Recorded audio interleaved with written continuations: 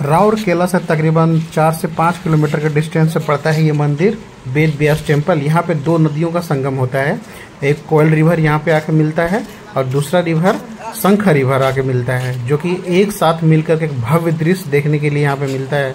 आप देख सकते हैं इस वक्त जो हम आए थे यहाँ पे बाढ़ का सीजन था, मतलब बारिश का सीजन था। उस टाइम पे बारिश आया था, जल में कितना उफान है वो आप देख सकते हैं।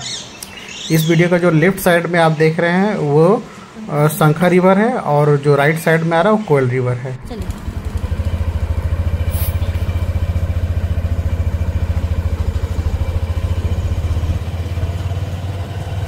देख के नदिया में घुसा मत दीजिएगा गड़िया, ठीक है। लेकिन रोडवा भी मस्त बनाया है ना, नदी किनारे किनारे रोड बना दिया है। बताइए तो ये और उस वक्त तो और भर गया होगा ना, कल पूरा ऊपर तक पानी रोड को टच कर गया होगा हमको लगता है। हाँ